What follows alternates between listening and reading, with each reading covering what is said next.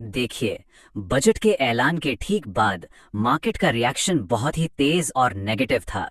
Nifty गिरकर सीधा 25,000 के लेवल पर आ गया। सवाल यह है कि इतनी बड़ी और अचानक गिरावट आई क्यों?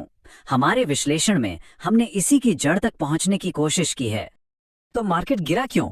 जब हमने बजट की हर एक घोषणा को बारीकी से परखा तो हमें एक ऐसा ऐलान मिला जिसका असर बाकी सब पर भारी पड़ गया, और वो था सिक्योरिटीज ट्रांजैक्शन टैक्स यानी एसटीटी में एक, कह सकते हैं, चौंकाने वाली बढ़ोतरी। अब इससे पहले कि हम असल बदलावों की बात करें, एक मिनट में ये समझ लेते हैं कि एसटीटी होता क्या है। सीधे शब्दों में ये एक डायरेक्ट टैक्स है जो स्टॉक एक्सचेंज पर होने वाले हर सौदे पर उसकी वैल्यू के हिसाब से लगता है। और अब देखिए वो बात जिसने मार्केट का मूड सबसे ज्यादा खराब किया। सरकार ने डेरिवेटिव्स पर एसटीटी को बहुत ज्यादा बढ़ा दिया है।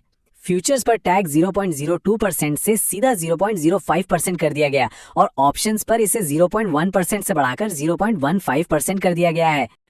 फ्यूचर्स पर एसटीटी में ये सीधे सीधे 150% की बढ़ोतरी है। ये कोई छोटा मोटा जंप नहीं है, ये एक बहुत बड़ा उछाल है। और हमारे विश्लेषण के हिसाब से बाजार में इस नेगेटिव माहौल की सबसे बड़ी वजह यही थी।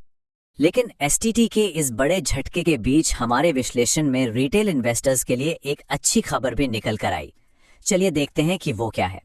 ये खबर जुड़ी है शेयर बायबैक से।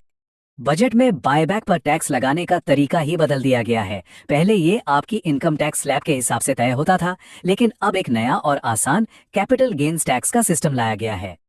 तो अब नए नियम के हिसाब से अगर बायबैक से लॉन्ग टर्म गेन होता है तो सिर्फ 12.5% का फ्लैट टैक्स लगेगा, और अगर शॉर्ट टर्म गेन है तो 20%।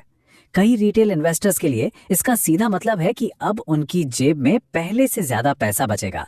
तो ये वाकई एक अच्छी खबर है। फिस्कल फ्रंट पर देखें तो सरकार ने फिस्कल डेफिसिट का टारगेट जीडीपी का 4.3% रखा है, और कैपिटल एक्सपेंडिचर मतलब सरकारी खर्च का लक्ष्य 12 लाख करोड़ रुपए रखा है। सच कहूं तो ये दोनों ही आंकड़े हमारी उम्मीदों के काफी करीब थे, तो यहाँ कोई बड़ा सरप्राइज नहीं था। इसके अलावा कुछ और ऐलान भी हुए, जैसे क्लाउड सर्विस कंपनियों को टैक्स में बड़ी छूट, मैन्युफैक्चरिंग को बढ़ावा देने का प्लान, पीएफसी और आरईसी की रीस्ट्रक्चरिंग, और हाँ, इन्वेस्टमेंट की लिमिट्स को भी बढ़ाया गया है। देखिए, यहीं पर आपको पूरी कहानी साफ हो जाएगी।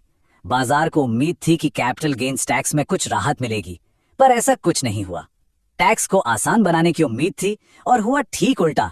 एसटीटी में भारी बढ़ोतरी कर दी गई, और इकोनॉमी में कंजम्पशन को बूस्ट देने के लिए भी कोई बड़ा ऐलान नहीं हुआ। बस इन्हीं वजहों से बाजार को गहरी निराशा हुई। तो कुल मिलाकर हमारा निष्कर्ष यह है कि बाजार का रिएक्शन बिल्कुल साफ है। डेरिवेटिव्स ट्रेडिंग की लागत बढ़ने का जो डर था वो इतना ज्यादा था कि बायबैक टैक्स में राहत जैसी कुछ अच्छी खबरों का असर भी उस नेगेटिव सेंटीमेंट के नीचे पूरी तरह से दबकर रह गया।